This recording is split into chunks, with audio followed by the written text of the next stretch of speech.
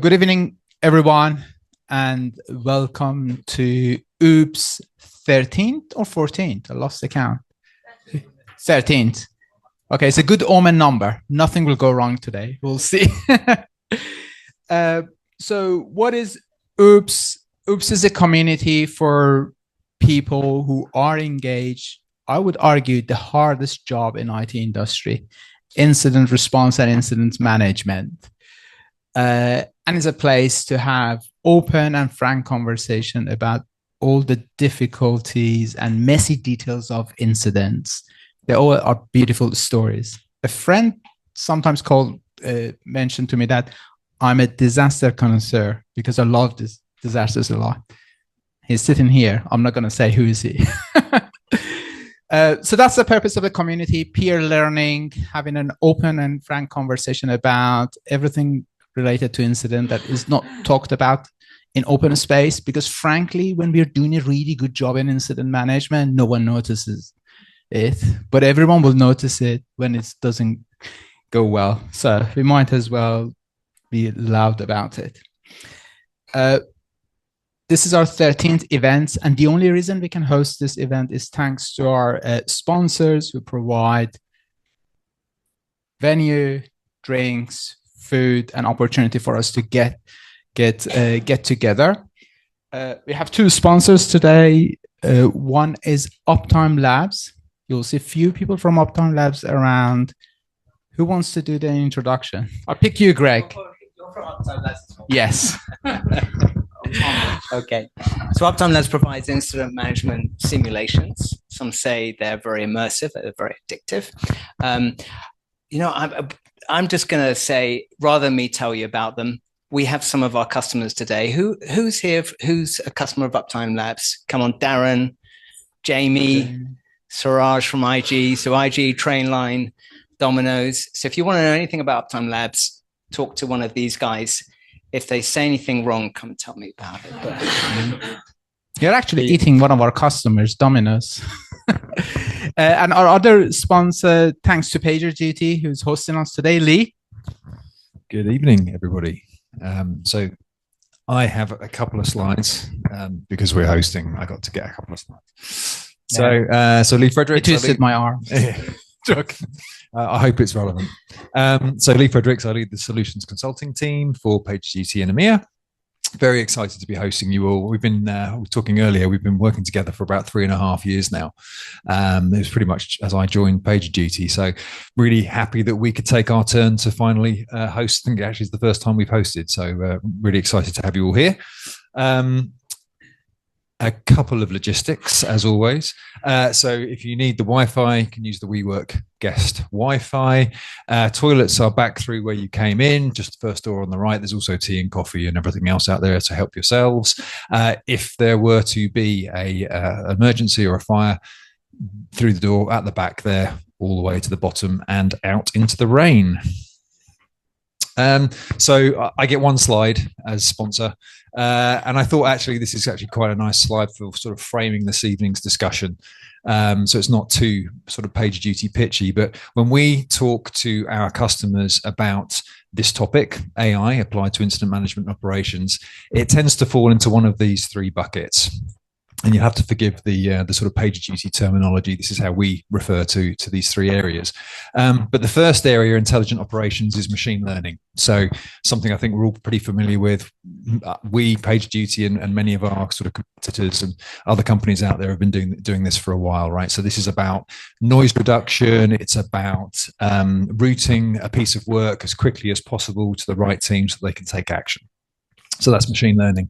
And then in the middle, we've got Gen AI. So this is the idea of a Gen AI helper that's trained on your documentation, your runbooks, your past incidents, and you can have a natural language conversation with it, and it's going to help you to sort of steer through an incident and take the next best course of action. So that's Gen AI.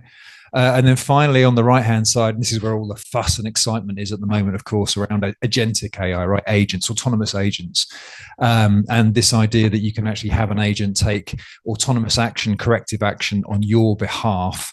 And obviously, you need to sort of start to feel about how comfortable you feel with those agents taking those actions for you, or whether you still want to have a human in the loop.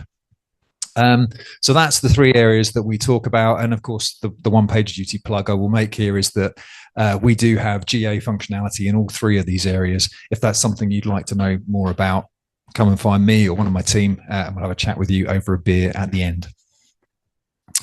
The community people just gave me a couple of really quick slides.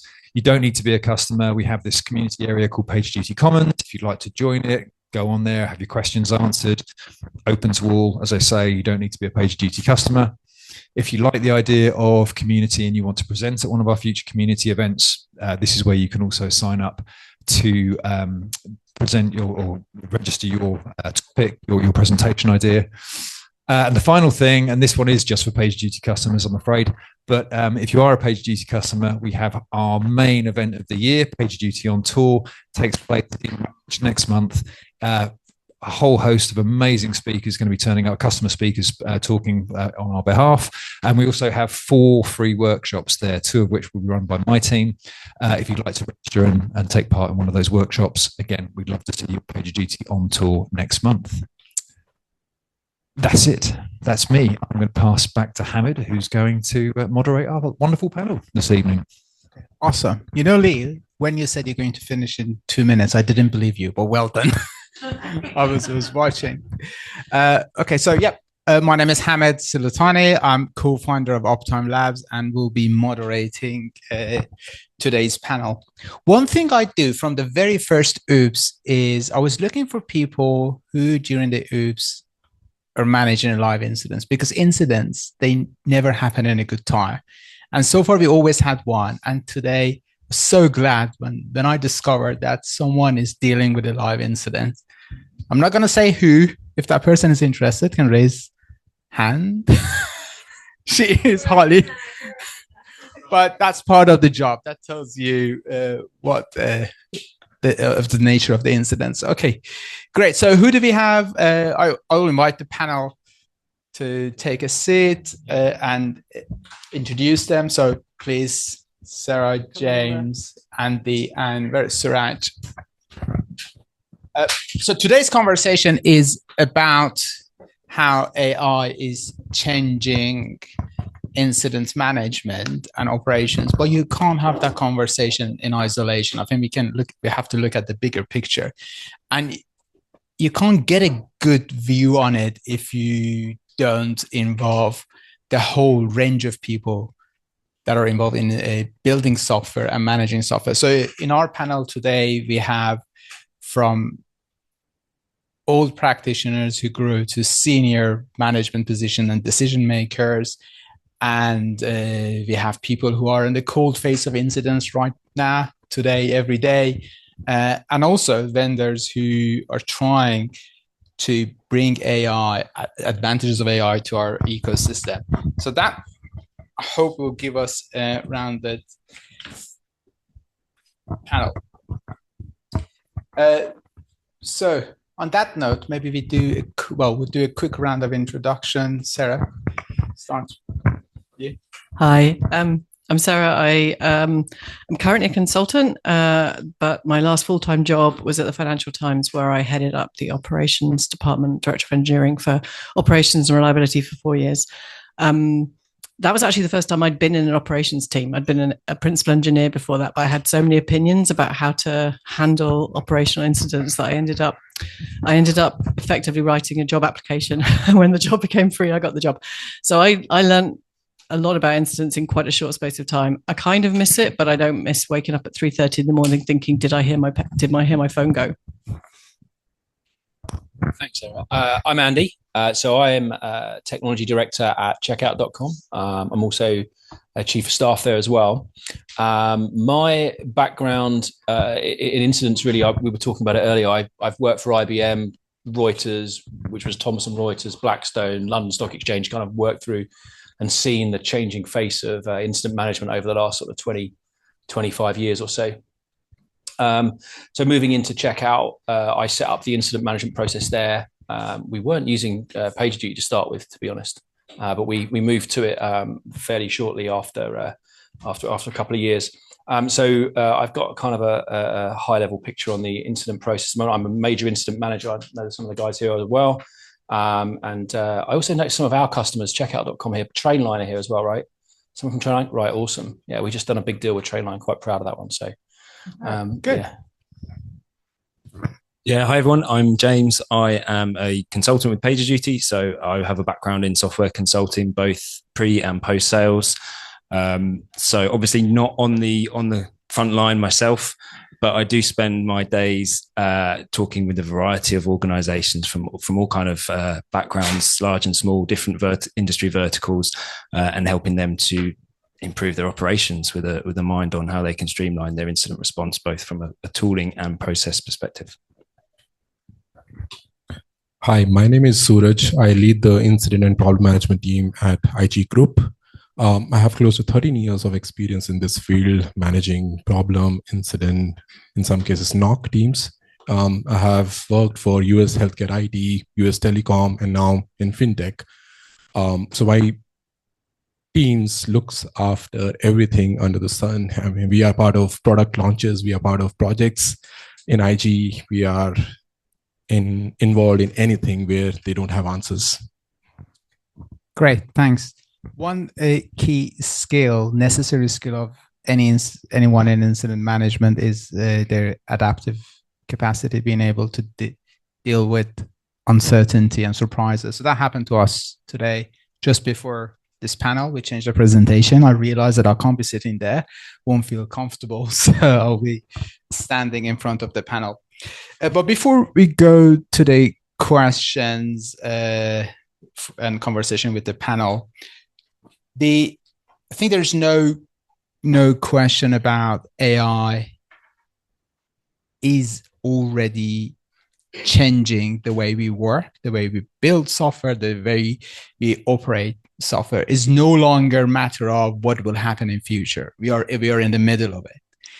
And I think it's a one in the lifetime, I call it opportunity. Other people may call it different things, to go through this phase. It's like industrial revolution, but 10 times faster and 10 times more impactful. And at the moment, we're going through this hazy phase of a lot of opportunities, a lot of promises. So we don't know how exactly will help us. Many experiments going on. So it's a very strange place to be, because you hear a lot of stories, but distinguishing what is a wish, what is a reality, is a very difficult aspect of it. So hopefully today we try to talk about some ground truth and actual use cases of AI that is happening, and build it from there. The other thing to bear in mind is we all, in one way or other, use AI. We have a view on how AI is helping us or not helping us, but in different contexts. And it's easy to conflate that, because then we start comparing our experiences, which are based in different contexts, and try to draw conclusions. So that's also a trap that we want to avoid. So in any points that we discuss today, I will, with help of panel, try to be very specific in terms of what is the context of that AI is used in. And my final point before going to the question is, I touched on it before. We can't just look at how AI is changing incident management without considering the bigger picture of how is it changing software engineering and how we build software. So all of that we need to bear in mind. On that note, question for audience: who here is no longer on call because of AI? No? Okay, that bit hasn't changed, so we still are all on call. But let's get some prediction from the panel. Let's think about 3 years ahead, and do you think that will be a reality or not? Sarah, you seem deep in thought, so I'll come to you last. Suraj, we'll start with you. I think we'll still have people on call. Maybe the number of times you get a call would reduce because of AI, but you will still need people who need to look into stuff if something goes down or something breaks. That's my take on this. Okay, great. James, you're actively working and innovating in this space. What is your vision Yeah, no, I mean, I fully agree with what Suraj just said. I don't think you're ever going to have nobody who is on call, but I think the number of call outs are going to be reduced. I know one of the aims that we have at PagerDuty, despite the name, is to actually page people less and reduce the number of call outs as much as possible, so that when you are called out, it is a necessary call out rather than something that it frustrates you. But what I do think is also going to change is potentially the number of people on call, and when you are on call, the active times that you spent managing and responding and fixing things. So I think that will drastically improve over time. But are we going to get to a point where you don't need anyone on call? Maybe, but I don't think in the near term. Okay, great. So, Andy? Yeah, that was going to be my point. I think, I don't know if it's positive or negative. I think we will get to a point where yeah, we might not need people on call. I think we might. And if you just draw that kind of the thought experiment forward, like, okay, fine, we're pretty soon going to reduce the number of calls that you actually need to take, right? We're going to reduce that. And actually the next step is that when you do get called, then the solutions for that will be there for you. And you just make a decision about what path you want to take. And if you just draw that conclusion out, like, this stuff it's as bad as it's ever going to be, right? It's not getting worse. It's getting better and better and better. And I think the logical extension of it is that, like, that on-call piece is probably at some point in the future going away. When that happens, I don't know, right? Will you always want a human in the loop is another question. I think that depends on the risk appetite of the particular business. Like, if there's people's lives at stake or whatever, then yeah, potentially. But otherwise, if it's a risk decision, then maybe that's another thing. And also, as chief of staff, with my chief of staff hat on, I don't want to pay people for being on call, right? And that's that. I mean, on call for us costs millions of pounds every year. So we want to try and reduce some of that. So if we can make a risk-based decision to say, actually, we're getting a lot less calls, and when we do get called, actually, it's really not that serious, or then we can reduce our on-call budget as well. Okay. So I think, I don't know what the horizon is, but I think maybe, yeah. You see it happening. At some point, I think so. I think this is the whole AI thing is more of a societal upheaval than we think it might be. In my mind, like, potentially, like, it's coming off a little bit at the moment. We're not seeing all the benefits realized that we want, but like I said, it's not getting any worse. Yeah. So. Okay, that's very interesting. I mean, it's a beautiful picture you're drawing there, because I'm curious to know why. Because do you think that because the less incidents Thank you. Do you think you'll have less incidents because the code quality is better, or because the reaction is automated? Because the reaction is automated. Like, honestly, AI generated code right now is like, it's an unpopular. It's pretty crap. Like, it generates a lot of noise in the code. Like AI code generation, like an AI IDE will generate. I mean, you're a developer, right?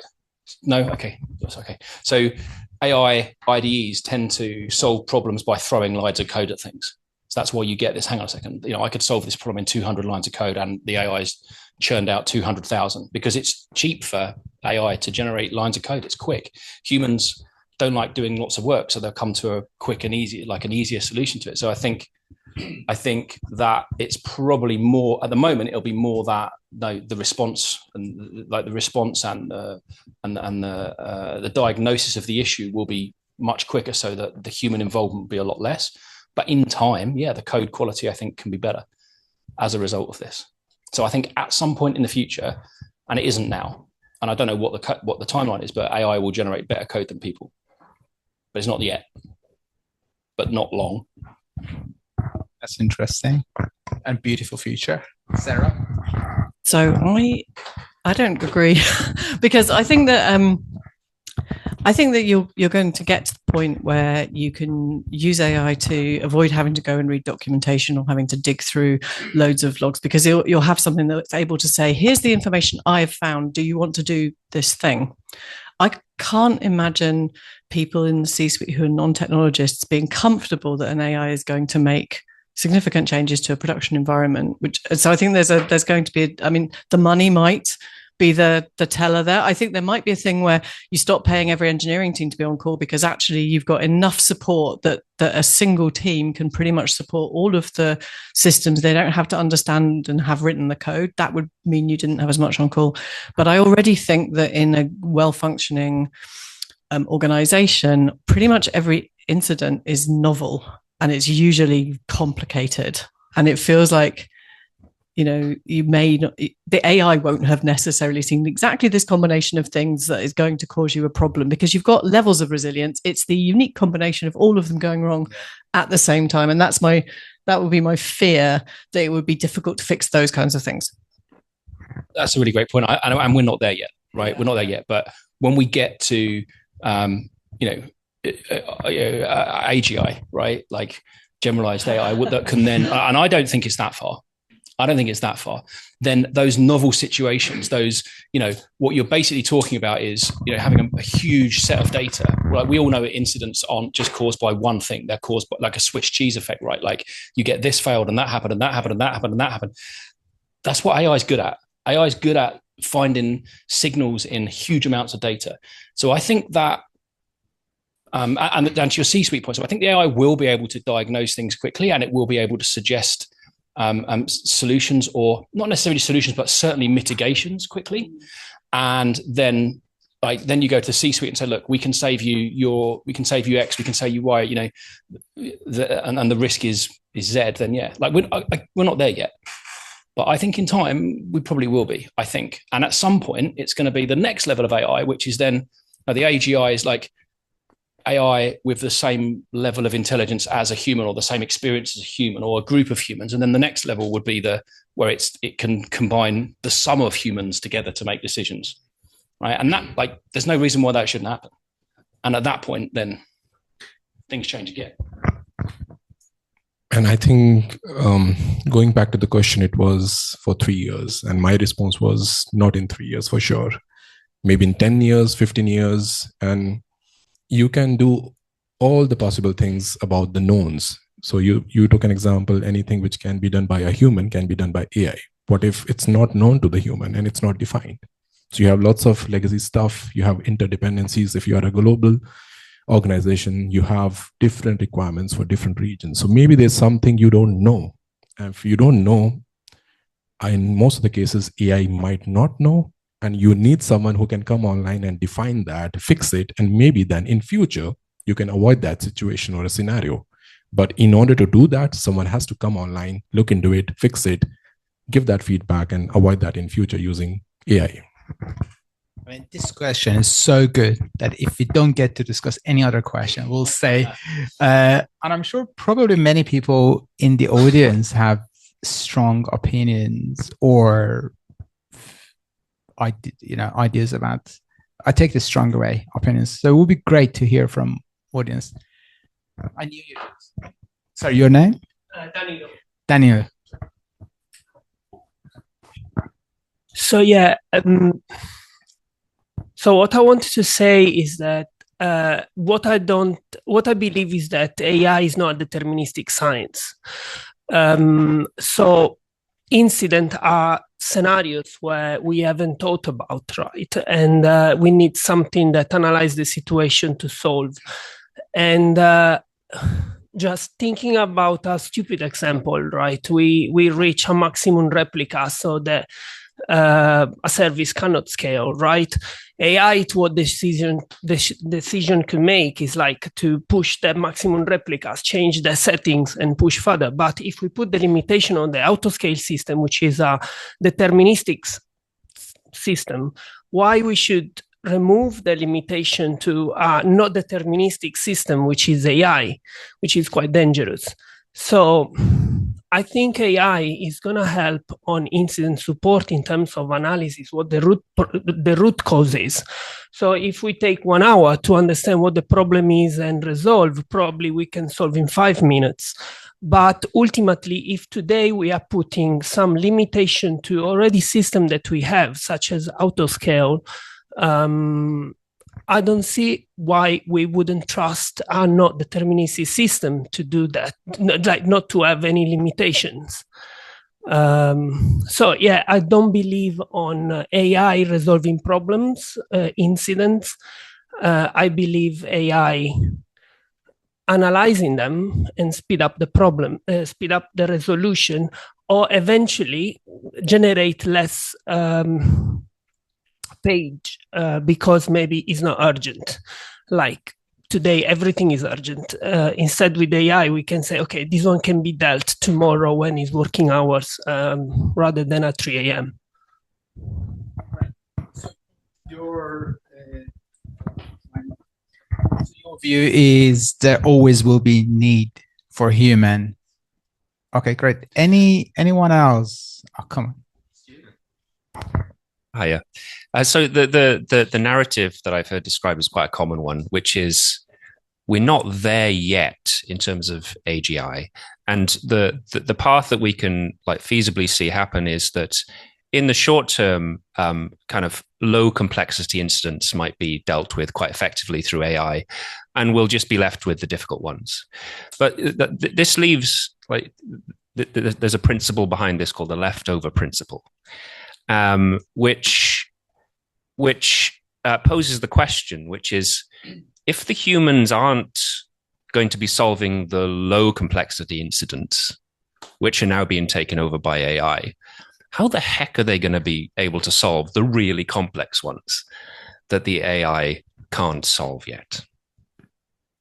So how do we face that challenge? How do we face the leftover principle? So lucky that I'm not on the panel on this one.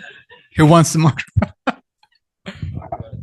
I think it's like all this becomes like a thought experiment, right? So firstly, Daniela, I wonder if you think that AI will ever get to the point of being as clever as a human, right? Because if we get to that point, then we can, if we can agree that a human can be as clever as, well, you, not me, obviously, because I'm not that clever, but as clever as you, then we probably can agree that with the right setup, it can solve the same problems as you, right? And then we go, well, if we can have an AI that's as clever as Daniela, then we can have an AI that's clever as 20 Danielos, right? We can start building and building and building. And then this leftover principle, you're right. How do we address that?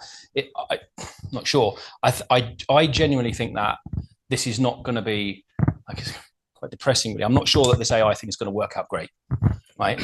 Like I'm really not sure. To your question, what will the humans do? I don't know. Because I think if we pursue this to its logical conclusion, either there'll be laws to say actually that we can't apply this technology in certain ways because it's too disruptive for society, right? Or it will mean that a lot of people are working out different stuff, or that we will have 4 days holiday and 1 day programming the AI. I'm not sure.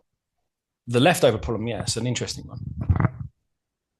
So I want to talk about actual software development, because I think there's been some interesting research recently that says, there are different patterns in the way that people work with AI to build code. And some people make sure that they're understanding it. They're interacting with it. So you've got people who are just like, whatever the AI gives me, I post it in. And if I get an error, I get it to fix it. And there are some people who are trying to make sure that they still understand that the overall structure of that. And I think if you still have that, if the AI is telling you how it fixed things, it's telling you this stuff, and you're curious and you're that sort of person, I hope that you're going to go, okay, this is how it fixed that problem. Because I think we already do this when we're dealing with really complicated incidents. We're trying to think, well, what's it made up of? What are the various things that are happening? But I think people who don't have that curiosity when they're using stuff, who just want to get the job done, will struggle. I hope that people who are interested in, I want to understand how this thing is working, will do okay. But I have no evidence for it, apart from they have done this research. I think Anthropic did it actually, and they basically found that you can segment developers into how they use AI and how much they remember of what they did. And I think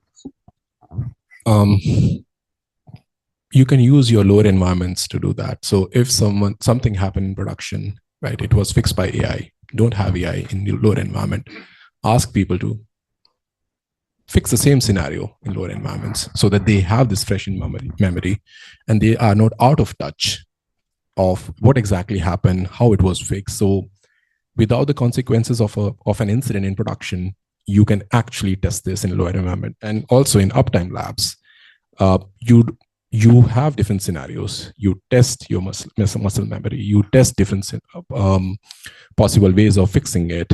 It's fresh in your memory. And when that happens, actually, and let's say someone has to use the knowledge from those incidents which are fixed by AI, you can use that knowledge for the bigger ones. So we in IG, we have done these drills internally with all the developers, application support, incident managers. We'll do exactly the same situation. We will introduce a fault in some of the systems, and all the teams are supposed to find where exactly the problem is using the same steps which we do for production incidents.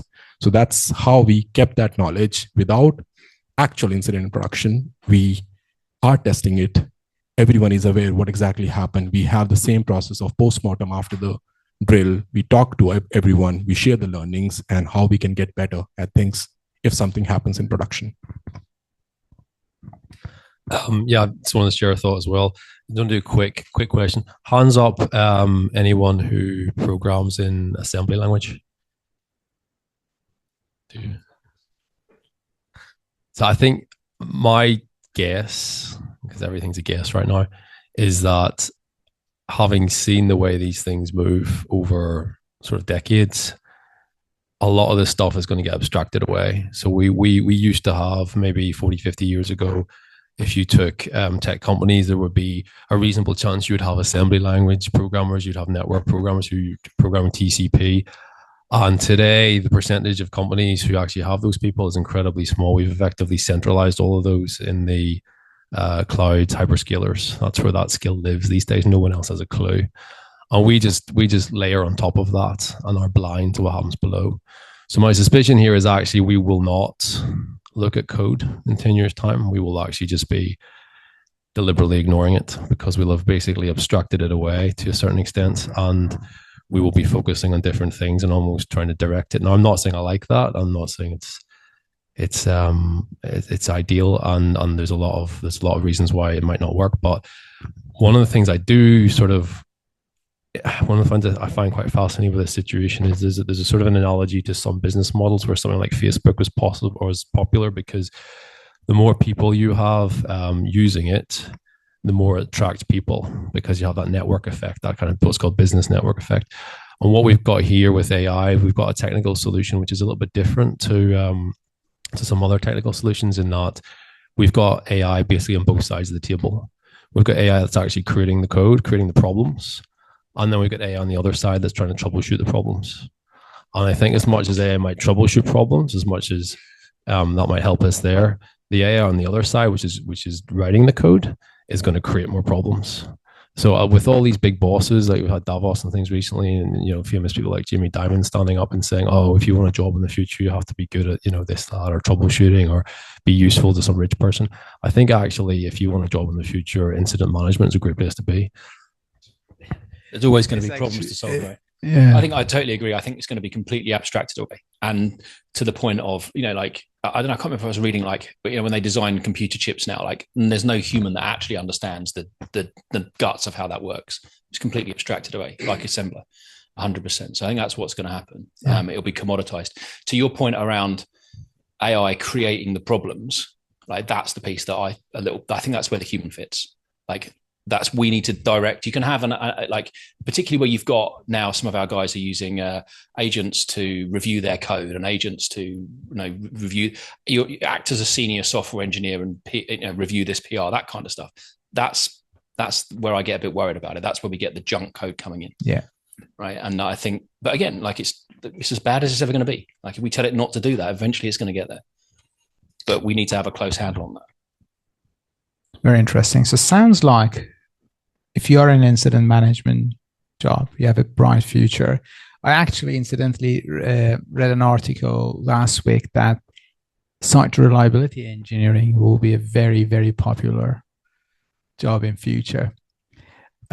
Talking about future of incident management and software and if AI can fix the issues, I did a little small experiment, ask various AI providers to just build a list of companies who are hiring the most SREs.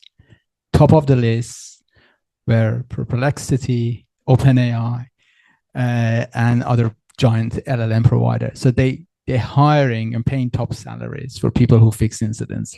So I think if you are in this space, our jobs are probably safe and more in demand for some time. But James, you're from one of PagerDuty, one of the providers of incident management tool. What is PagerDuty's vision for future? I know there's a lot of guess and bets, but what you are betting on? Yeah, so I think if you remember back to what Lee had up at the start, we had three kind of categories of AI and where we see it being used in incident management today, right? So we've got machine learning. It's been around in incident management for a very long time. We have generative AI, been around for a few years now, pretty well established. And the kind of newer kid on the block is agentic AI. And I think that's probably where, or the direction that this is headed at the moment. And, you know, we've obviously introducing agents into our platform. I think pretty much every software company today is introducing agents, whether they're using agents from vendors or building them themselves, homegrown tools. I'm speaking to a lot of customers at the moment, and they're going through this decision-making process of, well, where do we sit these agents? Do we use ones that are coming from the vendors? If we do so, should we be looking at agents that sit with the observability tools at that layer? Should we be looking at a tool like PagerDuty, which is slightly abstracted higher, or build ourselves? Or is it a combination of all those? And we're going to have agent-to-agent communication. So we need to think about how that's going to look in the future. But I think that's definitely the direction of travel. And when you think about AI agents that are going to help you troubleshoot a problem, an operational problem, it's actually a really good use case for AI, right? The risk-reward trade-off is great, right? If you have an agent helping you pull data, look through all of your alerts, your metrics, your traces, your logs, any other diagnostic check data that's been done, it's going to be able to distill that much faster than a human can, and then suggest some potential root causes and potentially even some mitigation steps that you can take. Now, if it's wrong, okay, you have to keep troubleshooting and it might have cost you a few minutes, but at least you now know that what it suggested is ruled out. If it's right, then you've saved yourself potentially, I don't know, half an hour, depending on the situation. So it's a very good risk-reward profile. Yeah. The next step from there is going to be, well, how much autonomy do you give agents to go beyond suggesting things? Do you give them autonomy to actually apply changes? Do you let them touch your infrastructure? I imagine the appetite there is going to be quite different depending on what industry you work in. Makes sense. So I think the summary I get is long-term future could be bright, but you're going through a patchy path at the moment, a lot of uncertainty, and that could be very challenging because in this middle phase that we are now with AI stepping into software engineering and incident response, not only we need to know good engineering, but now we also need to learn something new, how to work with AI in this environment. It's yet another thing that we need to learn. Andy, I was going to back up. Like we developed an agent which we call Sherlock that when we have an incident, the incident automatically gets created, automatically gets declared with PagerDuty, and Sherlock goes out and does, connects to Datadog, connects to AWS, connects to systems, and pulls a bunch of data back. So by the time the engineer's online, having been woken up at 3 a.m, in the Slack message there is a summary of the incident. All the relevant Datadog graphs are in the Slack channel and suggested courses of action. Yes. And also we're working on now including previous incidents and PIRs in there as suggested resolutions. And it's not much of a stretch to get to click here if you want to fail over to blue, right? And that kind of action is, once you get to that point and go, oh yeah, we'll click to fail over to blue. Once you've done that a few times, you're going to go, should we just decide to fail over to blue? Yeah. So we'll see. Yeah. I think that absolutely is going to happen. But it's that you start to get rid of the things that are pretty like, it's a failover would be something maybe you decide you trust, but there might be something else that like scale up to a certain amount you might trust. But I wanted to add something else, which I think that particularly if you've got the kind of organization where you want to have the people who built the code involved in incidents, you have a challenge always to explain to everyone what's involved. Yeah. So you've got an engineer that's in that. And I think having an AI agent that's there saying, it's time for you to send an update. Here's a draft update with a summary of everything that's been discussed that you can send to this. Or this actually looks like you should get the legal team involved because it's potentially got GDPR implications. That's going to save businesses a lot of pain and actually could be quite straightforward. And instead of thinking about how much training you need to run with people, you're giving them something that makes them feel relatively secure. And I've been talking about that with some clients. And I think it's a really great, I don't think you're going to have to go and read documentation about the process because you'll have something there that just reminds you what you should be doing. That's going to be really good. That's amazing. I think it's a nice segue to the next question. So you identified that there are use cases, simple use cases with good level of certainty that we can benefit and we can, be less worried about how future could look like. And you were about to say something. I was going to say that's a great point. I forgot to mention our Sherlock agent. Once the incident's mitigated, it will then go out and investigate quickly the impact of that incident in transactions, and it will then provide a summary of those. And you can also query it in natural language through Slack to say, what was the impact of this incident to Trainline in dollars in Estonia? You can do things like that, and it'll come back and give you that. And it also says, if it's over a certain amount of money, this could be regulatory impacting. You need to call legal. Great. Yeah. So we talked a lot about future. Let's get to the ground truth. But just before that, Holly, how's your incident going? It's good. Okay. That's the reality of today. We have to still fix incidents. So I'm really keen to hear from panel specific examples where you use AI today and how is it helping you and making difference, like things that you are doing, not things that you think it can be done. Suraj? I think you rightly mentioned there are use cases for each scenario. So it's not one solution for everything, for every company. In my case, I'm personally, and my team is using AI for the bridges, for the ongoing chats, to get a summary, because you don't need 3 people doing all these tasks. So one is scribing everything, what's going on, one is running the bridge, one is sending communication. So it's all automated. So we use AI to get a summary of everything. And especially when lots of new people are getting added on the bridge, we don't have to spend time explaining what exactly happened. So there's a summary there in the chat. Look at it and, we can start working with those teams or on-call people straight away. The second thing is communication. If something goes wrong, everyone wants to be aware of what exactly happened and the turnaround time for communication. Sometimes it takes 15 minutes, 20 minutes to understand what exactly happened, what's the impact, especially if you are a global organization. You have regulators for each region. They want that information as quickly as possible so that they can report to regulators. So in IG, we use AI to get a summary, to use that information.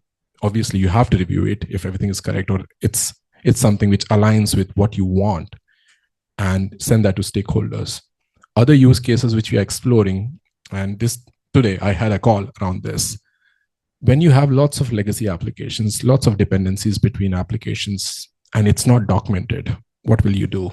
And it's very, very critical in that moment to get that information and plan next actions.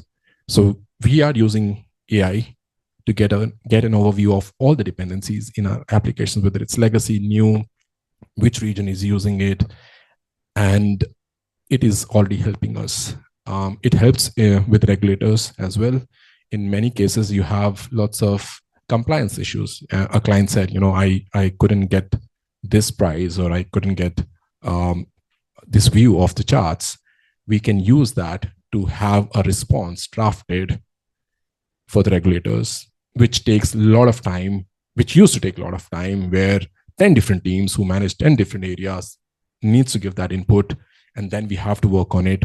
It's happening on the go now because we have the dependency mapping. We know what are the concerns. We can use AI to get the logs and that way it helps. And also, personally, I use AI Copilot in Teams to get any data of something similar which happened. Maybe you don't remember. You have to go to your ticketing tool. You have to look at your chats, emails to see, hey, something happened 6 months back, which was something similar. You don't have to waste time on that. I just do a quick search. My team will do a quick search. They'll find all that information.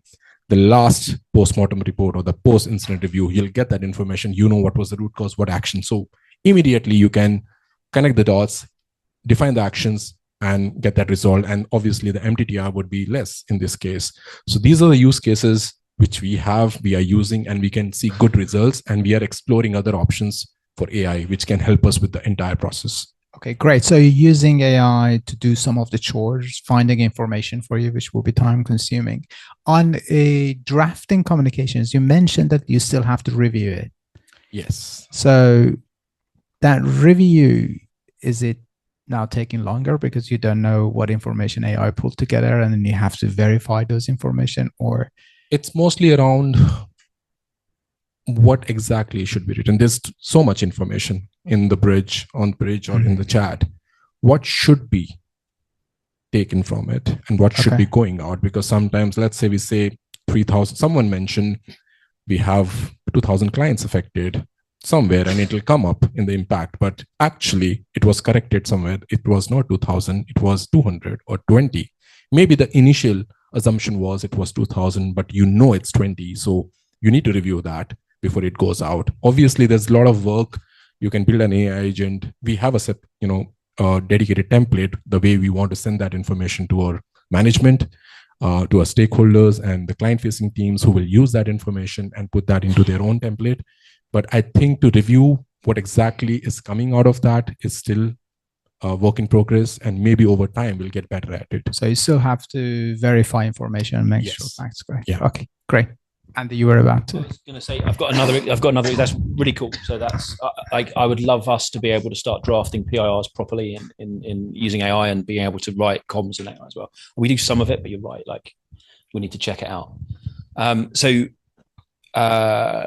Example of AI being used. We're using it to make money and to make our customers money as well, right? So last year, our intelligent acceptance product optimized several billion transactions throughout the year and enabled our merchants to collect tens of billions more revenue than they otherwise would have. And what the product does is it uses AI ML to analyze the acceptance rate of transactions when they go through. So that's when we send the payload to the card scheme from the merchant. When we send that payload, there's a chance that the card scheme will reject it and say, no, that's for whatever reason, be it fraud, reject, or risk reject, or whatever. There's a risk that they'll reject it. And what we do is we use an amalgam of all of our merchants' acceptance rates and past acceptances and like different combinations of stuff. And I'll give you an example about this. Sometimes if you submit the transaction in France with an issuer that's in Germany using a Visa card for a transaction that's with an online pharmacy, it's better not to capitalize the address of the address of the cardholder. Yeah. Or it's better not to include their postcode, or you should leave the country code off the phone number. Ridiculous stuff like that. And you can imagine the number of different combinations of optimizations there, which is just like pretty much endless and constantly evolving in real time as things change. So our tool will optimize those transactions for you, get you a bit on your acceptance rate, which translates to, can translate to millions of dollars in your business. So that's a real live example of us using AI over the last couple of years to create something that gives us real business value and our merchants business value as well. That's a great example. And in terms of Trainline, we're doing that for you as well. I think we are doing that for you. Does that? I actually don't know. I'm not part of. I don't really get part of the business very well. So yeah, I completely understand that example from knowing vaguely about our part of the business in that space, but I don't know it in great detail. But I'm genuinely very curious. Does all of that, all those permutations of knowledge, all those permutations of payments, do they become your intellectual property, or are they out? That's our secret sauce, man. Yeah. Right, okay, so that's not like whatever AI you're using, you're making sure that's sandboxed. That's what you're paying for. Right, cool. Yeah. You can report that back. It's safe there. And so in software development and operations, do you have any use cases that it has increased productivity, or still exploring? Very much both fine. Right, like in software development, our development team, so we've got about 600 devs. The vast majority of them are using it in one way or another to increase their productivity. Found out the other day that one of our most senior devs, senior principal engineer, was like, no, I don't use it. Right. And I think that's where we're at the moment. Like, this guy's not going to make him any better. Right. Our graduates are insanely better than they would otherwise be. Our junior engineers are way more productive and way more able to contribute. So it's an enabler for that entry level at this point, I think. Yep. Like, again, I said it before, it's as bad as it's ever going to get. It's only getting better. All these problems around lines of code and junk code and all that kind of stuff, I genuinely believe that we're going to get through those pretty quickly. Right. But yeah, so everyone's adopted it. Has it made us any quicker? One of my big frustrations with all the AI, like Windsurf and Cursor and Copilot and all this, they're completely focused on like giving the dev a really good experience and getting them to generate more code. And they give zero productivity metrics around it. Yeah. Right. Like, how do I know that this is making me any better? Literally no way. And we're struggling to measure that. Have you ever seen a productivity metric for software that actually works? that's it. Lines of code, right? Huh. Yeah. But that definitely improving. A decent one, which I thought of today, which is reducing lines of code. That's a good one. That should be a good one, right? Like, if you can cut the lines of code down, then we should. Productivity in software development is going to be for us, it's a number of different data points across the spectrum, like 50, 60 different data points. And it's different for different teams. Like, if it's greenfield, or if it's a legacy code base, or what language they're programming, it's all different. So I think it's really hard to homogenize that across the board, but like, there are ways of doing it. And like, honestly, lines of code is one of them. It's a crap one in isolation, but when you start adding it as a constellation of, in the constellation of everything else, then you can get something useful out of it in terms of productivity. But I like the IDE people, like, they're not interested in that. As far as I can tell, they just say fewer lines of code is a better. I just think if you can solve a problem in a simpler way, that's better, right? And I think simplicity. It used to be lines of code, as in the more lines absolutely. Of code, I was being facetious about it, right? because it takes a human longer to generate lines of code, therefore they must be working harder, whereas an AI can just generate lines of code, like. So it's not a good metric in that sense, but maybe one of the metrics can be less number of incidents. So 100%, like, there's lots of things that can impact. That is definitely one of those metrics that we use, which is change failure, right? So it's a key one. Great. Sarah, you must be working with many different. A couple of things. It's more in the software development side of things where I think AI is going to be really useful, because I don't know whether it's really speeding up people. Some people think they're being sped up, maybe they're not. But I think there are two things that are really good. The first thing is dealing with tech debt, like we need to upgrade the libraries we've got in this particular project. So you'll have code that's not been updated in several years, and it's got really old versions of the libraries. And I saw one of my clients post in Slack recently to say, I just did this upgrade and it took half a day and it would have taken me a week before. And if that becomes something that's easy, you start to get more regularly people dealing with vulnerabilities and needing to update stuff. That would be brilliant. The second thing that I think is amazing, because it doesn't matter what it looks like, and it doesn't matter, it doesn't have to be perfect. It's not production code, is the kind of one-shot tools that you can create. So I was just doing a review of, this is a really trivial example, submissions for a conference. And it came to me in a spreadsheet with hundreds of lines and hundreds of columns, and my eyes were just going weird.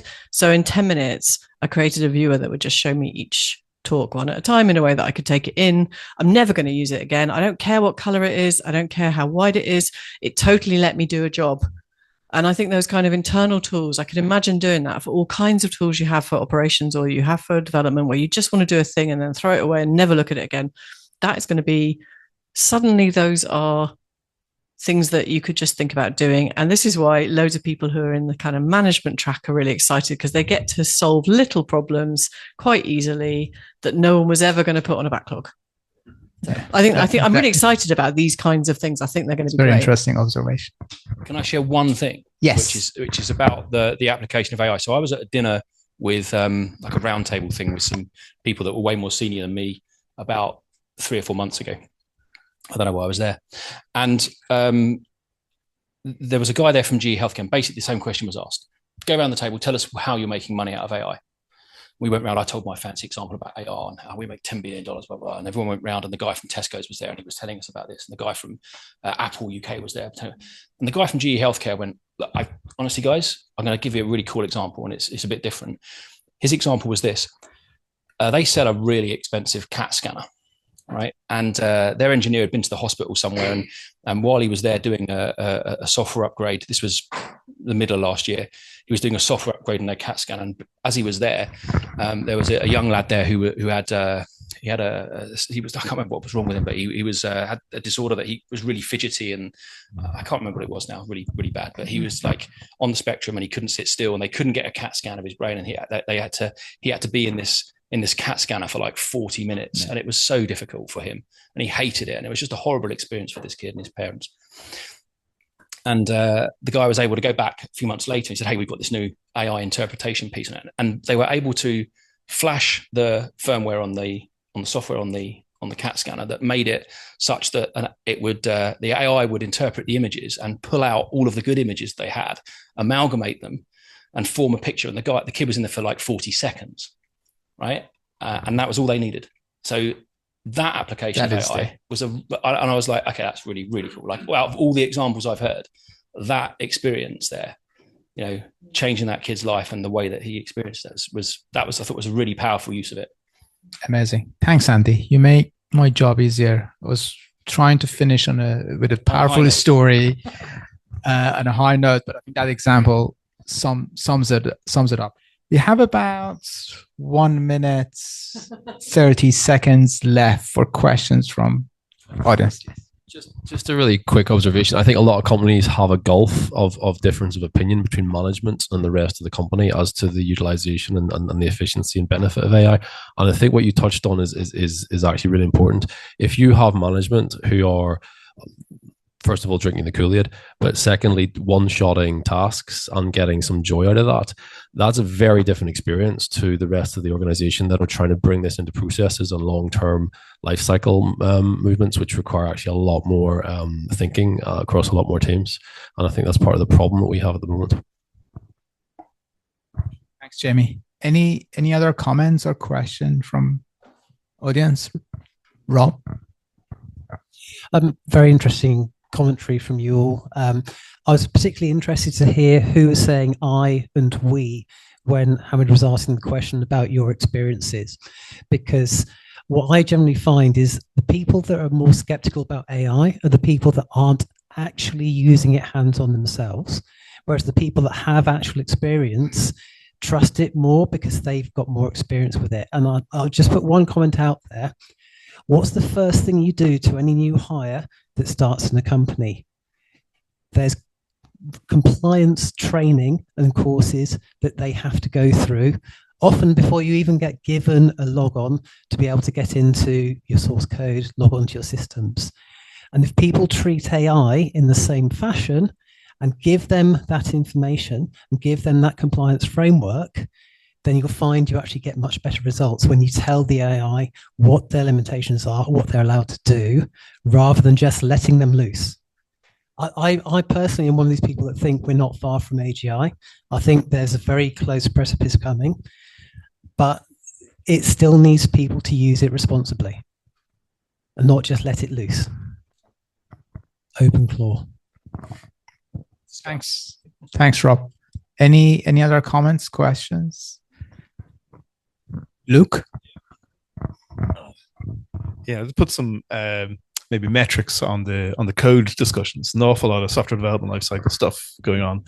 I think Reuters reported on it. Meter did a study last year saying that seniors taking on code assistants were slowed down by about 19%. Juniors were accelerated by something in the 20s. So it's almost like an even shove each direction. But the thing that I think a lot of people don't think about is the juniors might speed up in terms of they can build out their skeletons, stub out their code a lot more quickly. But somebody has to code review what they produce. And then they've got a lot more slop to review. So the seniors are going to have the same issue to deal with when the volume of code coming from the juniors anyway. But I do think that the use case is the interesting thing in going away from just the immediate CTO fodder. Let's do SDLC. It's not the right choice, I think, for a lot of people to start with. I think knowledge surfacing, semantic discovery, these things are much more effective and actually I think what Sarah was saying about the ability to draw out the information, the insights into what if you can put a semantic view against the entities in your system, you can do an awful lot to allow an AI to help surface insight and information. I think that's probably where I want to look in the future, in the near future, anyway. That's making me think. Great point. Thanks. Something that I think is really interesting is that all the things that you should be doing to do good software development help AIs. So having good specifications, having tests, having documentation, having the ability to trace the dependencies, well-structured code, all of these things that would help people would also help AIs. And I wonder if it will be finally people will do some of these things because the only way to get the value out of the AI is to do this. I think that would be interesting. But like TDD and small changes and all of this stuff is like the way to get good value out of working with an AI is not to do one big pull request with many, many thousands of lines of code because no one can review it. That's always been a bad thing. It's a particularly bad thing when no one understands it. No one actually wrote it either. So no one understands it. Okay, time to move to the second question. Joking.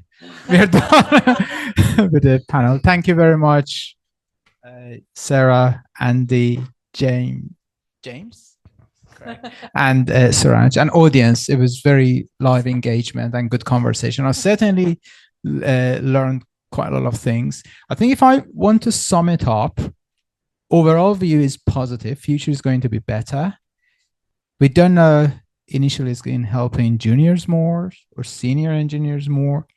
Still, I think one fair view I think we can say is certainly for midterm future, incident management, SRE jobs are safe, probably needed more. Human is required to be on incidents. I think no one argued that in a span of a few years' time, incidents will go away. So we're pretty safe there. PagerDuty, you have a business. But it's still a lot of uncertainty. So it's a space that everyone watches closely. We are watching closely from our perspective. How human and AI agents working together is really interesting, especially in incident response. So simulating that and letting people practice in it is important. Thank you, everyone. Let's put your hands together for the panel.